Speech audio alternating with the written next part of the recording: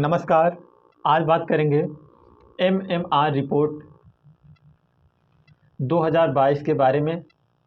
तो क्या होती है साथियों एमएमआर रिपोर्ट, इसके बारे में तो हम लोग विस्तार से बात करेंगे इसके बारे में और अच्छे से जानेंगे, जो कि अभी हाल ही में जारी हुई है यह रिपोर्ट जो जारी हुई आपकी 30 नवंबर को जारी होती है। तो इसके बारे में हम बात करते हैं।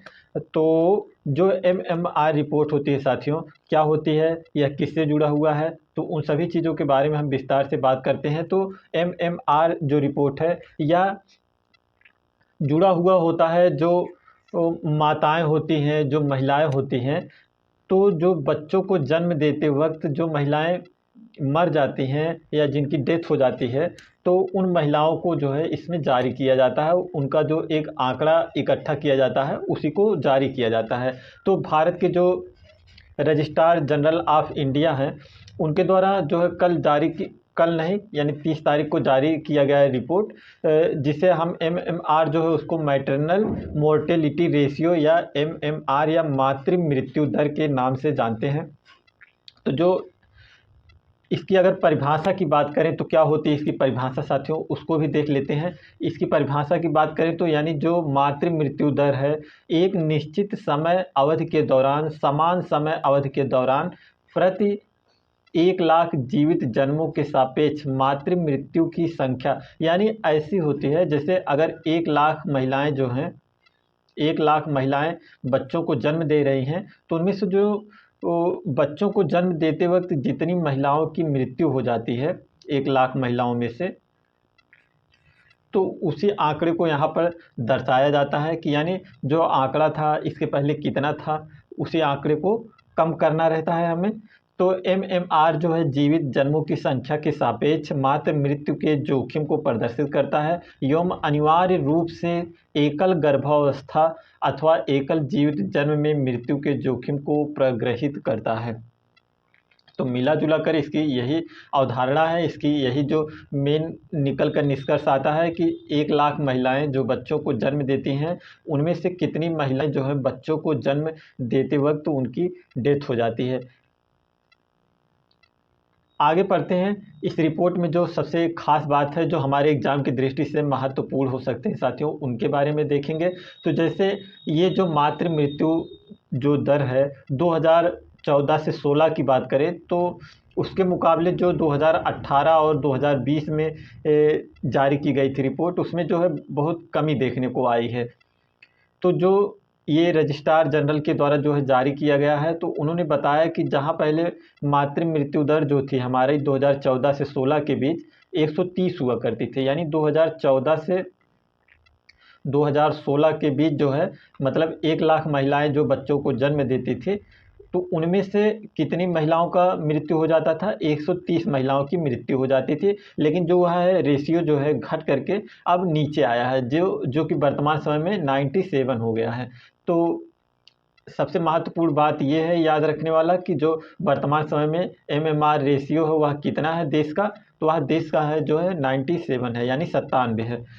तो यानी 97 महिलाएं जो है अभी भी मृत्यु को प्राप्त करती हैं बच्चों को जन्म देते वक्त। और जैसे WHO जो है, वर्ल्ड हेल्थ ऑर्गेनाइजेशन जो है, इसके द्वारा बताया गया था कि जो विश्व के स्तर पर सभी देशों को ये करना चाहिए कि कितना लगभग 70 पे ले आना है, वो उसका लक्ष्य है। WHO ने जो लक्ष्य दिया हुआ 70 तक ले आना है। लेकिन इसी के साथ अगर बात करें तो जैसे देश में जो राज्य हैं, राज्यों के अनुसार जो है सबका रेशियो अलग अलग है। ये तो पूरे टोटल पूरे देश का निकाला जाता है, लेकिन अगर राज्य वाइज देखें तो हर राज्य का अपना अलग अलग रेशियो है। तो उसमें जैसे कि हम देखेंगे जो असम है, असम राज्य जो है आपका, असम में जो है मातृ मृत्यु दर यानी एमएमआर जो है वह कितना है साथियों, वह 197 है। यानी 1 लाख महिलाएं जो बच्चों को जन्म देती हैं, उनमें से 197 लगभग 200 महिलाओं की मृत्यु हो जाती है। और अगर वहीं हम बात करें केरला का, तो केरल जो है सबसे आगे है। फर्स्ट नंबर पर जो है केरल है। केरल में सबसे कम है यह एमएमआर रेशियो जो है कितना है वहाँ पर। केरल की बात करें तो केरल में 19 है, यानी 1 लाख महिलाएं जब बच्चों को जन्म देती हैं तो वहाँ पर केरल में 19 महिलाओं की मृत्यु होती है। और वहीं सबसे हाईएस्ट जो एमएमआर है वह है असम का।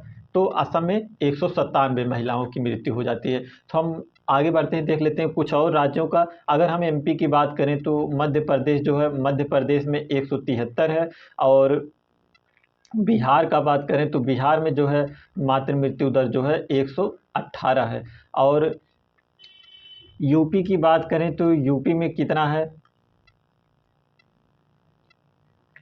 यूपी का शायद इसमें नहीं दिया है साथियों, लेकिन यूपी का दिया है, यहाँ पर देख सकते हैं यूपी का जो है 167 है।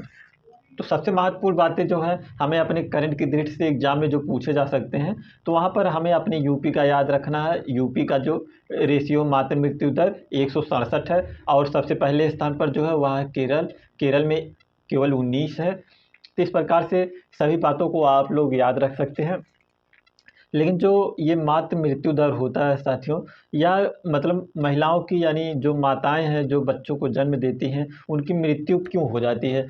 तो सबसे ख़ास बात ये होती है इसमें कि जैसे क्या होता है कि जो हमारे इंफ्रास्ट्रक्चर है वह ठीक तरीके से नहीं है। जैसे देखेंगे आप लोग कि क्या होता है, जैसे अस्पताल का आसपास में ना होना और सेफ डिलीवरी ना होना, और अन्य जैसे स्वास्थ्य सुविधाएं हैं उनका ना होना, खान पान पर ध्यान ना देना, और प्रजनन के समय होने वाली समस्याएं इत्यादि प्रकार की जो समस्याएं आती हैं, तो उसके कारण से जो है महिलाओं की मृत्यु हो जाती है। तो इसको WHO का जो लक्ष्य है वह कितना करना है, 70, ये याद रखिएगा। और यूपी का 167 है। और सबसे पहले स्थान पर जो है कौन है, वह है केरल। और जो सबसे अधिक एमएमआर जो रिपोर्ट है सबसे अधिक, यानी मातृ मृत्यु दर किस राज्य में होती है, तो वह असम में होती है। भारत सरकार के द्वारा साथियों इसे कम करने के लिए जो है कई प्रकार की योजनाएं चलाई जाती हैं। जैसे इनमें देखेंगे आप राष्ट्रीय स्वास्थ्य मिशन यानी NHM के द्वारा चलाई जाती हैं। तहत जो NHM के तहत जो है जननी शिशु सुरक्षा कार्यक्रम चलाया जाता है। और देखेंगे तो जननी सुरक्षा योजना, सुरक्षित मातृत्व आश्वासन के लिए जो है सुमन नाम की योजना चलाई जाती है। और प्रधानमंत्री सुरक्षित मातृत्व अभियान जैसी सरकारी योजनाएं जो है इसमें शामिल हैं। तो सरकार हमेशा इसके लिए तत्पर रहती है, लोगों को सुरक्षित मातृत्व का अनुभूति कराने के लिए। तो कई प्रकार की योजनाएं जो है सरकार के द्वारा चलाई जाती हैं वर्तमान समय में। तो आई होप आप लोगों को वीडियो समझ में आया होगा। मिलेंगे हम नेक्स्ट वीडियो में। तो वीडियो को लाइक और सब्सक्राइब भी करते चलिएगा।